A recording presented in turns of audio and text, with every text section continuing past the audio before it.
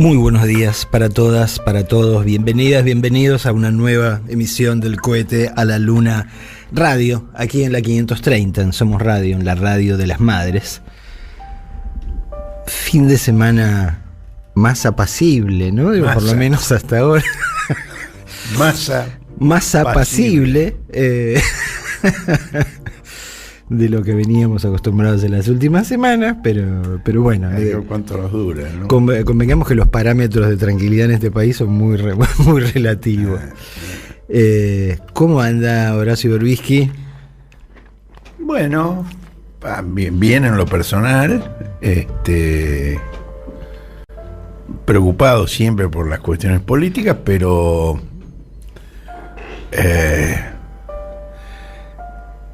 contento en lo profesional, en lo periodístico, porque realmente el Cohete fue el único medio, el único en el país que dio la primicia de que Sergio Massa podía ser el ministro de Economía. Es decir, cuando se discutió su posible incorporación como jefe de gabinete, eso fue descartado. Pero nosotros dijimos el domingo pasado que no estaba descartada todavía su incorporación al gabinete, pero como ministro de Economía. Y es lo que pasó.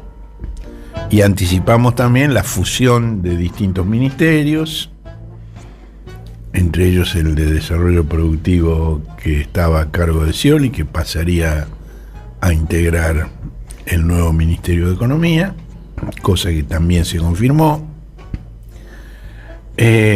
Ahora, está bien, digo, eso uno profesionalmente siente satisfacción cuando una primicia se confirma, sobre todo en un tema tan importante que merecía tanta atención de todos los observadores, y donde no hubo nadie más que lo anticipara. Pero, de todos modos, quedarse en eso sería muy superficial. Y ahora que se produjo la llegada de Massa al Ministerio de Economía, uno ve que los periodistas y periodistas de chimentos de la farándula y los psicólogos reconvertidos al editorialismo político, muy indignados siempre,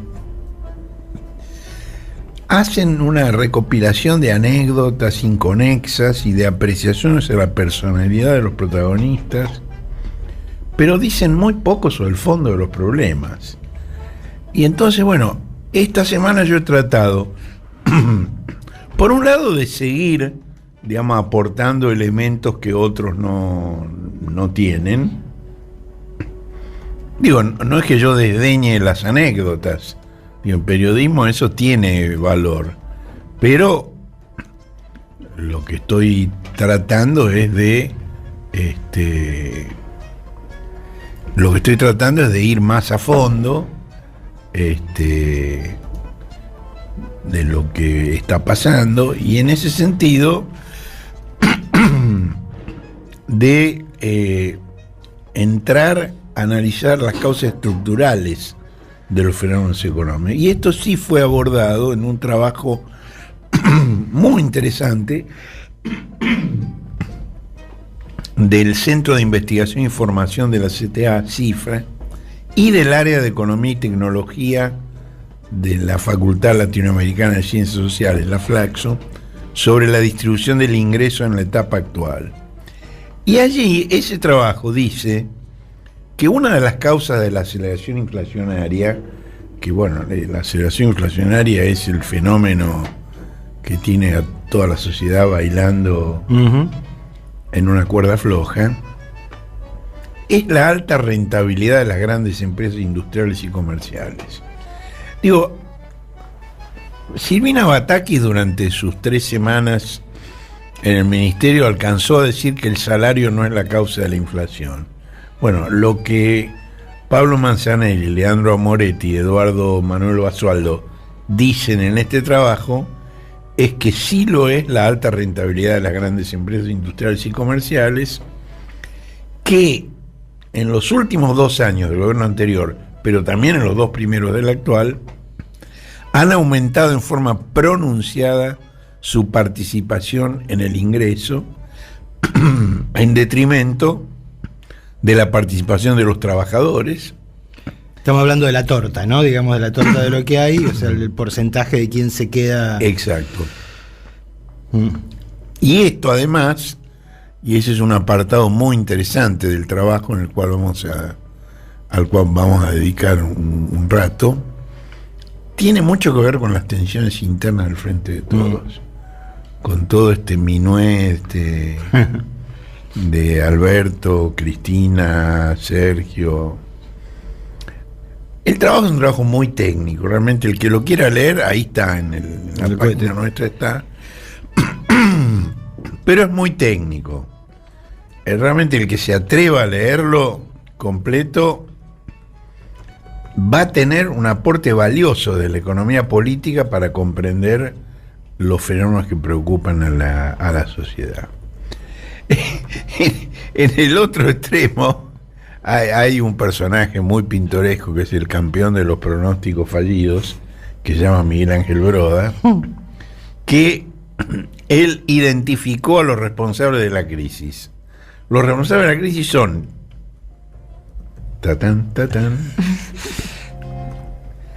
¿Alguien que está en esta mesa sentado? Axel Kicillof y el perro. ¿Por qué? Porque dice que asesoramos a Cristina. Realmente hay que ser tonto, ¿no? Digo, hay que subestimar a Cristina. Digo, no estoy hablando por Axel. Digo, pero por mí, yo asesorar a Cristina. En materia económica, no, digo que yo no tengo. Ahora,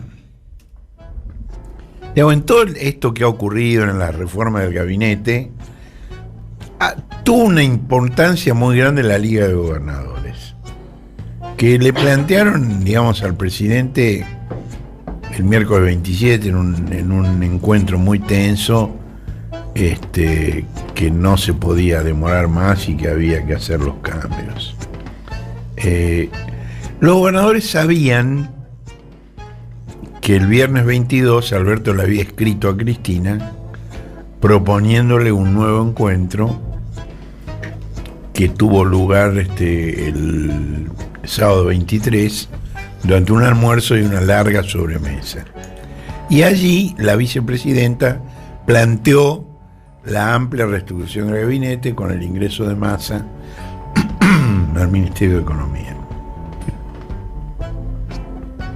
También mencionó la posibilidad de acceso de Jorge Capitanich a la jefatura de gabinete. Y los gobernadores también sabían que Alberto había sido reticente y estaba pensando, no había aceptado la propuesta. Los gobernadores discutieron todo esto el miércoles 27 en un encuentro que hicieron en el Consejo Federal de Inversión. El Consejo Federal de Inversión es un organismo que fue creado en la época de Onganía, hace 60 años, junto con el CONADE y el CONACE, y formaba parte, digamos, de esa concepción desarrollista de la última dictadura militar con algún sentido nacional. Algunos, no muchos, pero algo al menos. Que tiene unas oficinas muy lindas cerca de Retiro, y ahí se reúnen habitualmente los gobernadores. Fue lugar de reunión durante la crisis de fin de siglo pasado y principio de este siglo. Digamos, de allí surgió la posibilidad de la candidatura presidencial de Néstor Kirchner. De allí, digo, de una reunión, ¿no?, de ese tipo. Bueno, Capitanich estaba molesto con este tema y Alberto lo invitó a tomar un café. Y se reunieron, y Alberto le dijo: mirá, si yo te nombro, es cierto, es verdad, si yo te nombro jefe de gabinete, te van a masacrar con el recuerdo del día que rompiste el diario Clarín. Y eso no te va a servir a vos, ni me va a servir a mí. porque es un tema que está fuera de la agenda en este momento, pero si vos llegás a la jefatura de gabinete de vuelta y Capitán dijo, tenés razón, yo estoy de acuerdo, además ya fui 2 veces jefe de gabinete, no me interesa eso. Le molestaba porque Clarín había publicado, anticipando justamente lo que le harían si llegara a ese cargo. Y lo que pasa es que además los gobernadores acordaron respaldar a Massa, pero preservar en la jefatura a Mansur. Digamos, el rol de Mansur, digamos, se supone que ahora se va a ceñir a la ejecución del presupuesto, que es un rol importante, pero menor.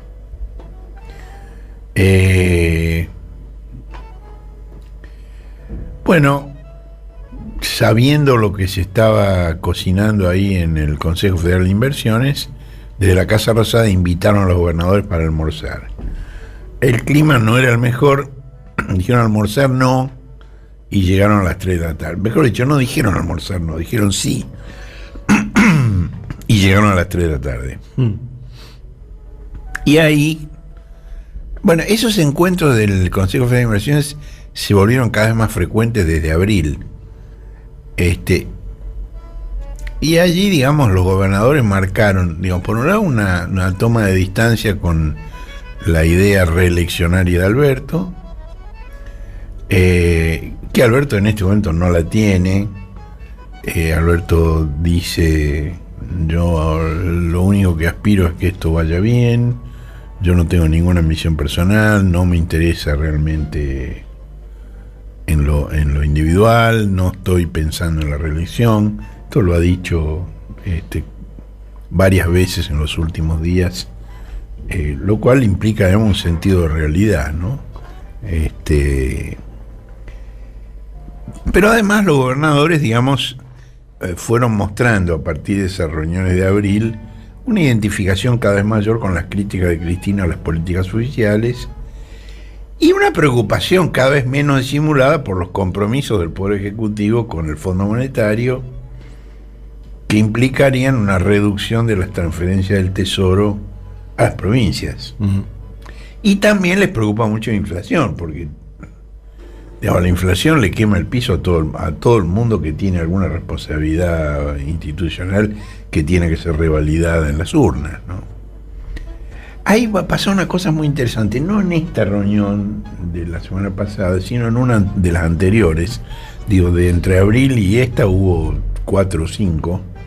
E incluso una vez desde la Casa Rosada les pidieron que no la hicieran, que la suspendieran, y la hicieron igual. Mientras varios gobernadores estaban analizando la relación entre Alberto y Cristina, uno de ellos, el gobernador de Misiones, Oscar Herrera Aguad, contó cómo era su relación con Carlos Rovira, que es el hombre fuerte de la política de Misiones. Hace nada menos que 16 años, Rovira, que había gobernado y había sido reelecto, perdió la posibilidad de reformar la Constitución y habilitar la posibilidad de un nuevo mandato, en un episodio que fue muy significativo porque el cardenal Bergoglio, que era el presidente de la Iglesia Católica en ese momento, impulsó la candidatura de un obispo jesuita como él en un plebiscito que Rovira había convocado para habilitar la reforma de la Constitución. Y este obispo, Piña, ganó el plebiscito por amplia diferencia y Rovira no pudo reformar la Constitución ni ser reelecto. Ahora, desde entonces Rovira preside la legislatura de Misiones y no ha dejado de conducir la provincia a través de 3 sucesivos gobernadores, 3, que él designó en cada caso. Y Aguad contó esta historia. Bueno, hubo uno que no fue gobernador, pero que quería hacerlo, que se animó a desafiar a Rovira, se llamaba Sergio Lanciani, que fue, digamos, propuesto por Rovira para la Secretaría de Energía de la Nación. Alberto lo designó, y Lanciani no tuvo mejor idea que empezar a armar políticamente con la intención de forzarlo a Rovira a elegirlo a él como candidato a la gobernación de Misiones. Y Rovira no dijo una palabra, pero en pleno ASPO se llamaba el aislamiento preventivo obligatorio, en pleno ASPO, la policía de Misiones, que respondía obviamente a Rovira, encontró a la anciana y durmiendo la siesta con una novia, cuando no podía haber salido de Buenos Aires porque no estaba permitido moverse. Y se acabó la fantasía de la anciana y se acabó su cargo en Energía de la Nación. Y entonces Herrera Aguad dijo: yo soy el gobernador, yo tomo todas las decisiones, yo gobierno. Es médico, igual que el anterior, Pasalacqua. Yo gobierno, dice. Y Rovira no está controlando cada cosa que yo hago. Ahora, si yo meto la pata en alguna cosa, si hago algo con lo que él no está de acuerdo, me llama, me lo hace saber y me corrige. Eso dijo Herrera Aguad en el momento que estaban hablando de la relación de Alberto con Cristina.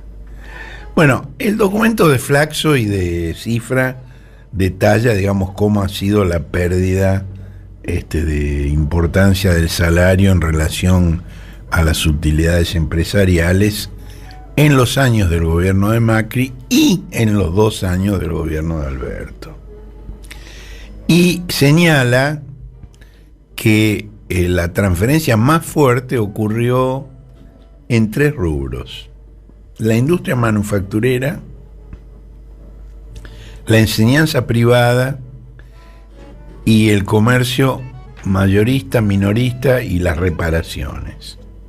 Ahora, la pérdida en la enseñanza privada, que fue del 17,7% entre el 17 y el 21, es decir, eso toma los 2 años finales de Macri y los 2 iniciales de Alberto, esa pérdida se concentró durante el gobierno de Macri.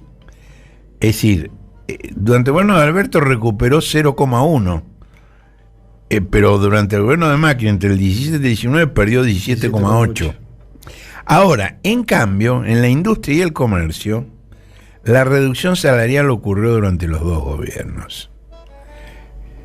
Y su magnitud es tan importante que la participación de los salarios en el sector industrial cayó, escuchen esta cifra, del 48% del valor agregado sectorial, digamos, es la parte, digamos, del Producto Bruto que obedece a la producción industrial, del 48% al 29,3% en 2021. Y en el comercio, es decir, 48 a 29 son casi 20 puntos. Y en el comercio cayó 12 puntos, de 36 a 24%. Esto ha hecho que la participación de los asalariados en el valor agregado para el total de la economía perdió menos que en la industria y el comercio y en el resto de las actividades, es decir, excluyendo industria y comercio, justamente. Porque estos fueron los sectores donde esa transferencia de los trabajadores a las empresas fue más señalada. Ahora, en la industria la caída es sistemática a lo largo de los 4 años. Ahora, lo notable, una cosa muy destacable que el trabajo destaca, es que en 2021 la economía creció el 10,4%, que es lo que el gobierno reitera en todas sus comunicaciones. Bueno, es lo que se dice, sí, ok, la economía sigue creciendo, digo, pero el porcentaje creciente de la torta, digo, ¿quién se lo queda? Porque a los bolsillos de la gente no llega. La industria creció más todavía, es decir, el conjunto de la economía creció el 10,4%. Pero la industria creció casi el 16%. Y la productividad industrial, es decir, la cantidad de producto por obrero ocupado, subió también muchísimo. Ahora, la inflación de todos modos, se comió el 6,5% del salario real.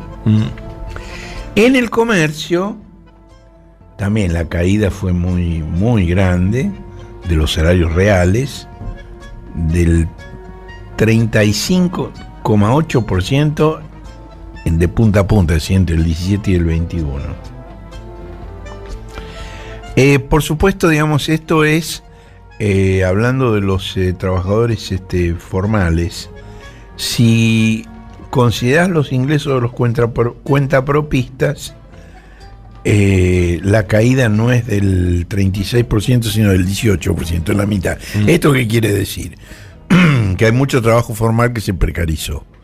Es decir, hay mucho cuentapropistas donde antes había trabajadores formales. Es decir, no solo perdieron ingresos, sino que perdieron derechos. Trabajo, claro. Perdieron derechos. Bueno, el trabajo, tiene muchas cifras. No voy a abrumarlos a ustedes con todas las cifras. Al que le interesen, están en la página del cohete de hoy. Ahora, los investigadores señalan que hay una relación directamente proporcional entre la rentabilidad empresarial y los precios, es decir, el estímulo a la inflación. Y miren este cálculo. Entre 2017 y 2021, acá dice mal, acá dice 2001, hay un error. Los precios de la industria crecieron 494%. Los del comercio 451%. Y los del resto de las actividades 300%.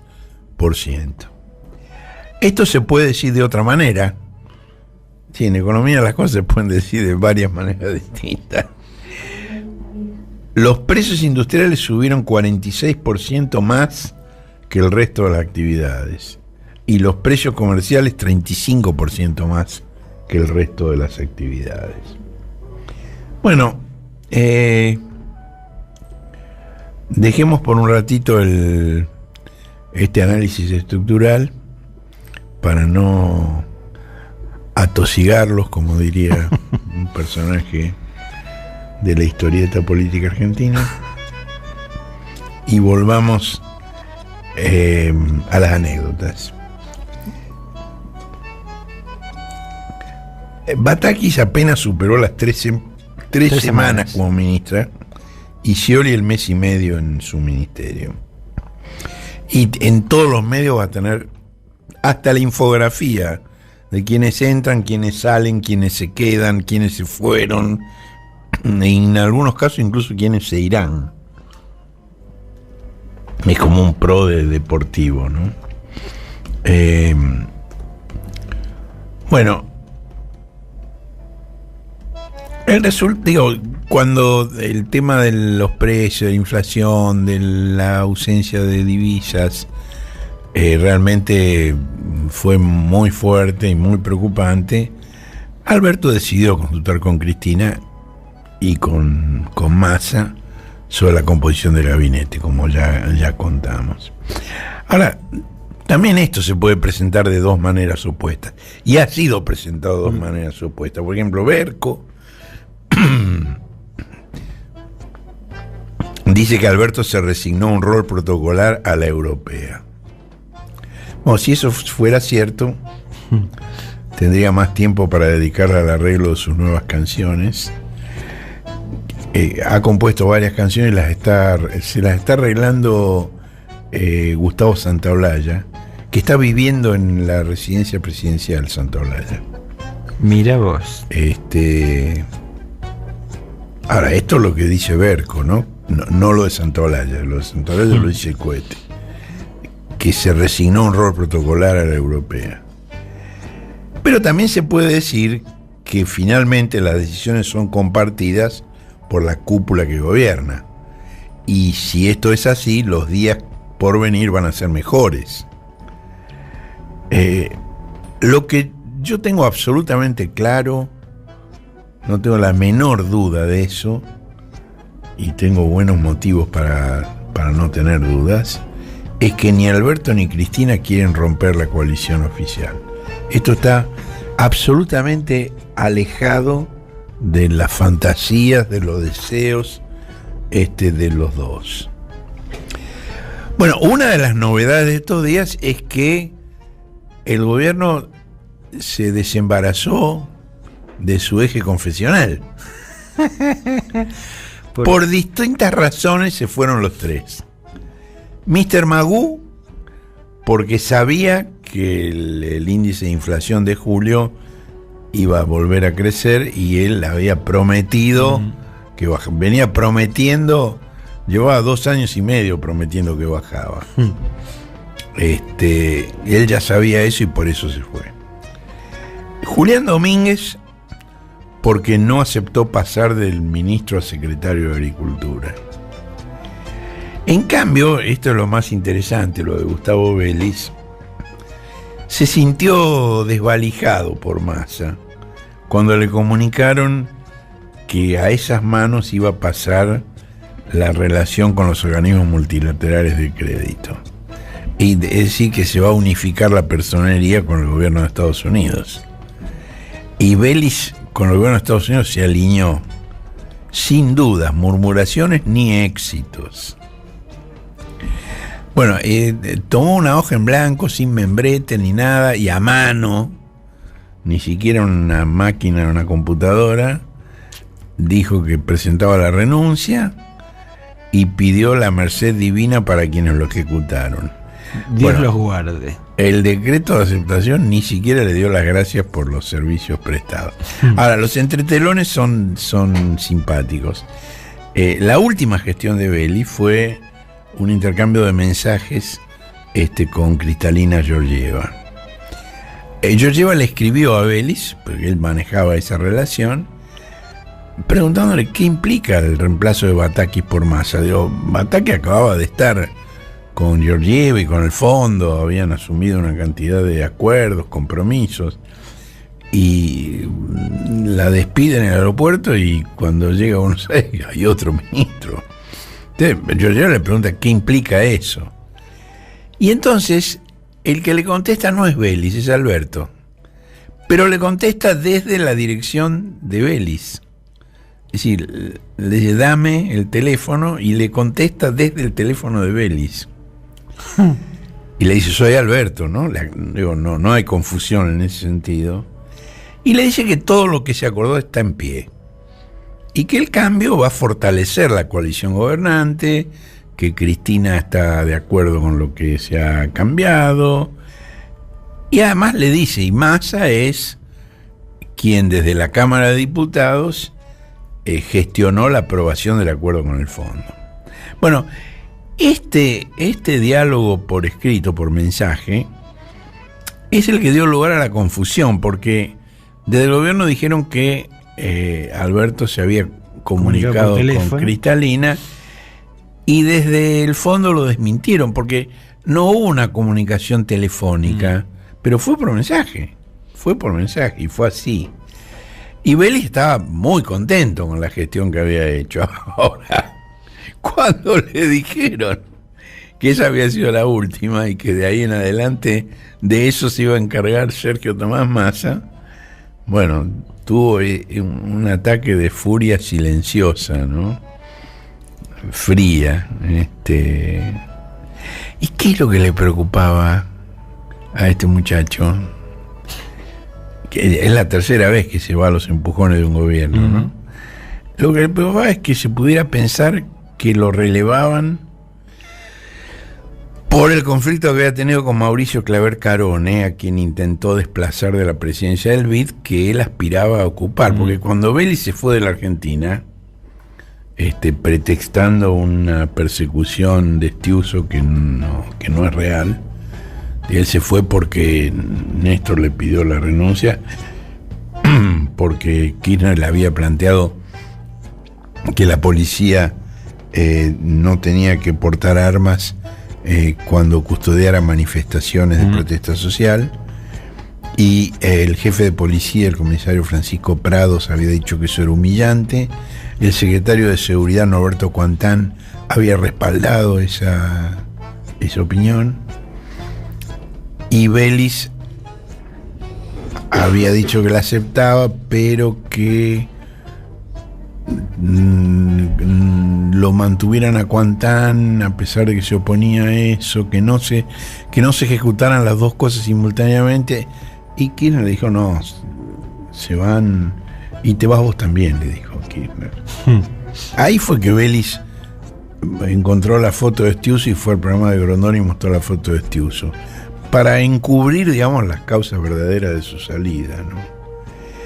Bueno, la salida de Vélez deja libre la Secretaría de Asuntos Estratégicos, a la cual pasa Mercedes Marcó del Pont, que deja la AFIP, donde fue designado no el candidato que tenía Massa, que era Guillermo Michel, sino Carlos Castañeto. Carlos Castañeto es un ex arquero de fútbol.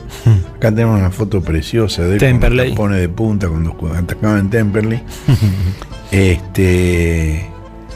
Y que fue el más íntimo colaborador de Alicia Kirchner durante 20 años. Y del que Mercedes Marcó del Pont tiene una opinión excelente. Lo considera un colaborador muy eficaz, muy honesto. Digo, a Mercedes no le hubiera gustado el desembarco de Michel en lugar de ella, pero no le parece para nada mal el de Castañeto. Bueno, en el Banco Central por ahora se queda Miguel Pese, pero va a tener un segundo que se llama Lisandro Clery, del quien también se habla muy bien, hay muy buenas referencias de él. Porque él viene de acompañar en la ANSES a Fernanda Raberta. Y también ha tenido un desempeño muy elogiado. Pero, digamos, él va a tener un rol de vocería en el Banco Central. Va a hacer uso de la palabra. También sobrevivieron Claudio Moroni y Vilma Ibarra, el amigo y la ex. Juan Manuel Olmos va a pasar de la asesoría presidencial a la vicejefatura de gabinete, y el vicejefe actual, Jorge Neme, va a ir a Economía para hacer lo que mejor sabe y más le gusta, en sus propias palabras: promover las economías en el interior del país, agregar valor, crear trabajo y producir bienes exportables. ¿Para qué? Para que el Fondo Monetario pase a ser una de las anécdotas tristes y lamentables de nuestra historia. Es posible que Gabriel Delgado asuma como secretario de Agricultura, Matías Tombolini como secretario de Comercio.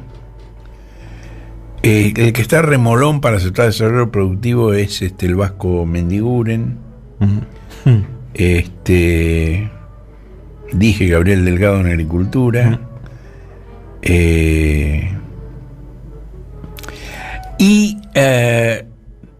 Hay tres ministros que son Jorge Ferraresi de Vivienda, Gabriel Catopodis de Obras Públicas y Juan Horacio Zabaleta de Bienestar Social, ¿no? ¿Cómo se llama ahora? Desarrollo Social. Desarrollo Social.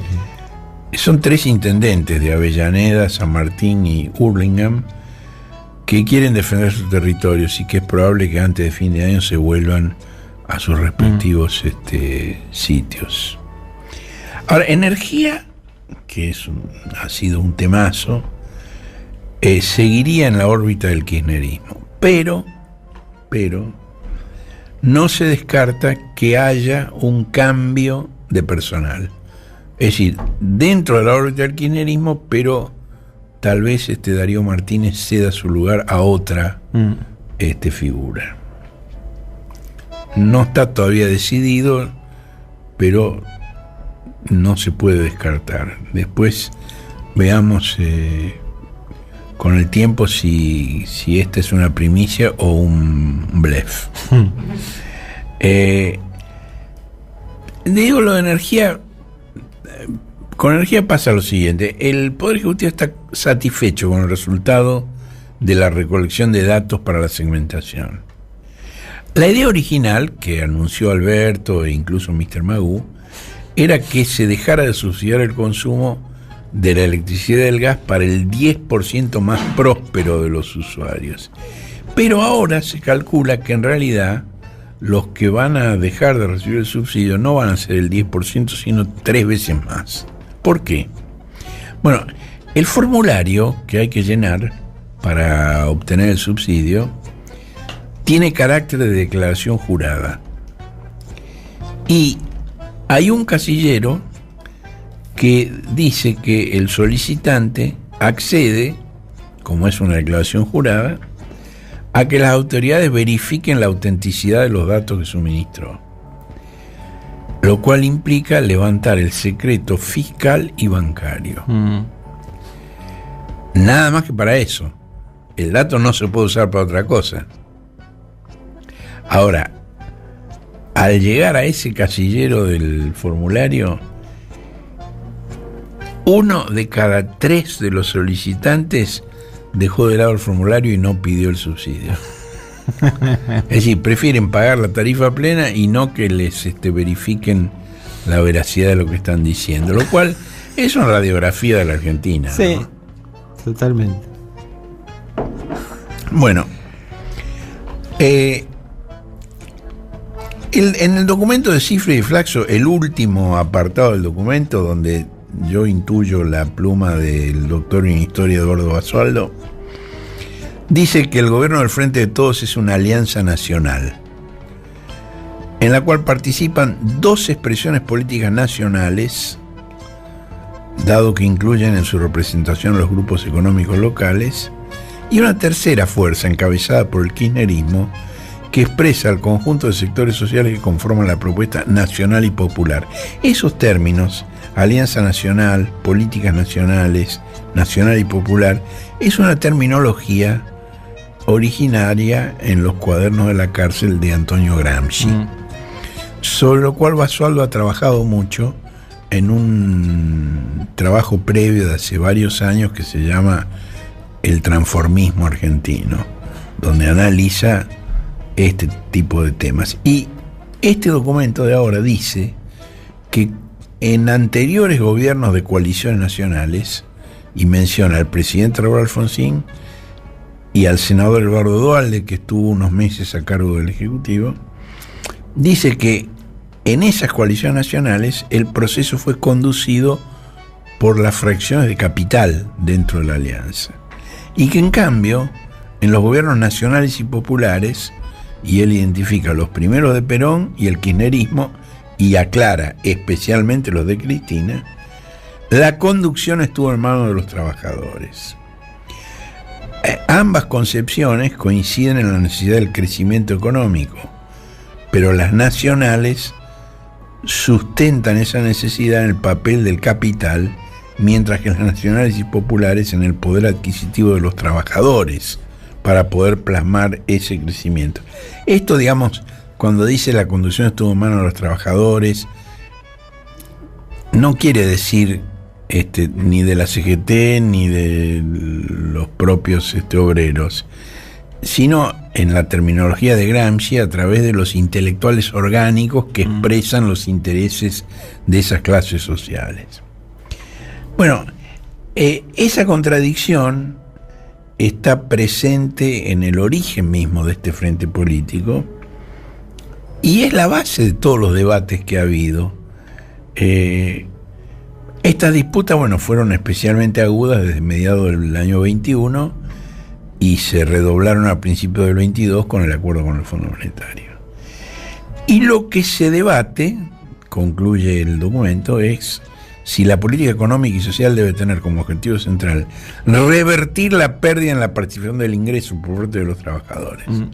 Bueno, este es el contexto para ponderar qué significa y qué aristas puede tener el acceso a las decisiones económicas de Sergio Tomás Massa. Que sería claramente representante no de una vertiente nacional y popular, sino nacional. Volvamos a la anécdota, esta es muy divertida. Acá hacemos un ida y vuelta, ¿no? De los temas estructurales a las anécdotas, ¿no? El jueves 28, en la edición digital, Clarín publicó un supuesto plan Massa. Dice que los economistas que asesoran a Massa elaboraron un plan organizado en torno a 4 temas principales: dólar soja, devaluación, política monetaria y el camino hacia 2023. Y le atribuye a Massa la intención de la nota de Clarín, le atribuye a Massa la intención de permitir que las exportaciones de soja se liquiden por el dólar MEP.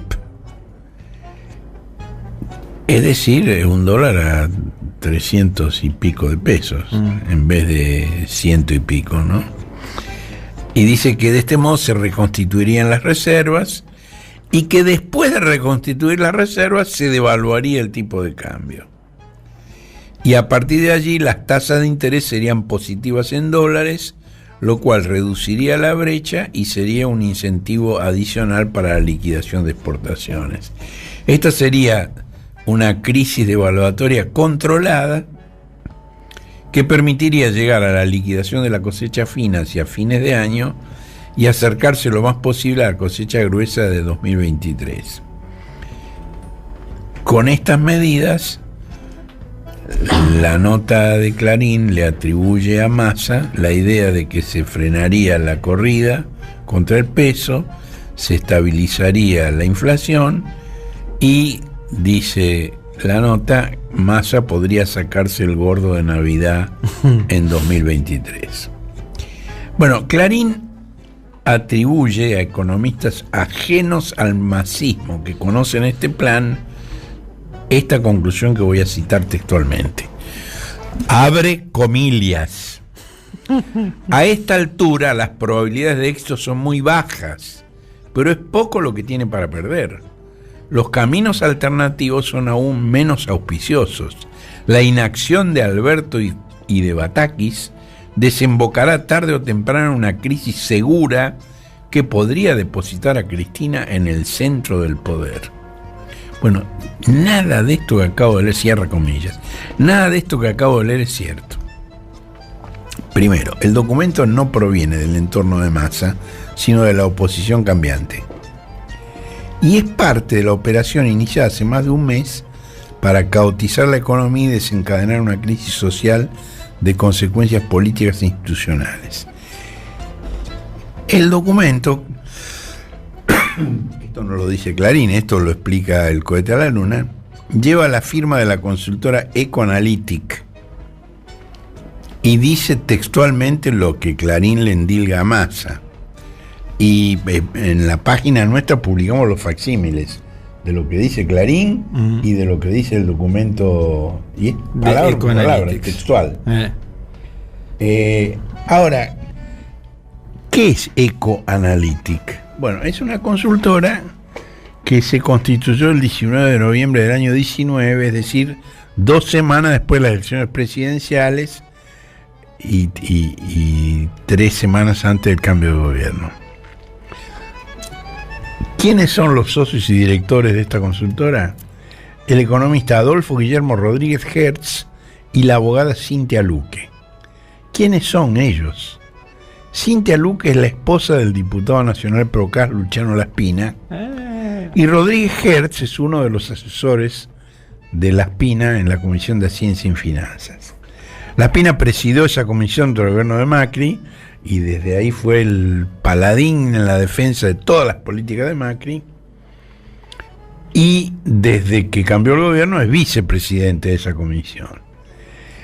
Antes de ser diputado y de tener esta actividad, en su actividad previa, mirá Luciano Laspina lo que fue director del Banco Ciudad cuando Macri gobernaba en la ciudad autónoma, y fue economista jefe del estudio Broda. Bueno, todos los caminos conducen a Broda. Hay un economista radical que se llama Eduardo Levi Yeyati que en una reunión con dirigentes del radicalismo reveló que la corrida cambiaria del mes anterior, de junio, se originó en una declaración de Laspina que ante fondos de inversión europeos dijo que si Juntos por el Cambio vuelve al gobierno va a defoltear los títulos en pesos, como ya hizo Macri en sus últimos días.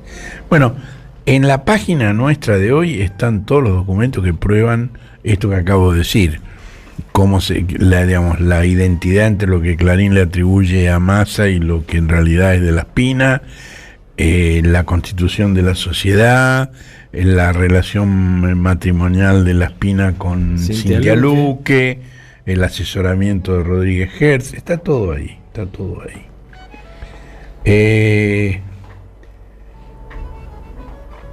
Massa sí es responsable de un paper del Frente Renovador en el que le ofrece a los ojeros la posibilidad de liquidar por el dólar MEP la mitad de sus ventas, luego de un parking de 6 meses en plazo fijo.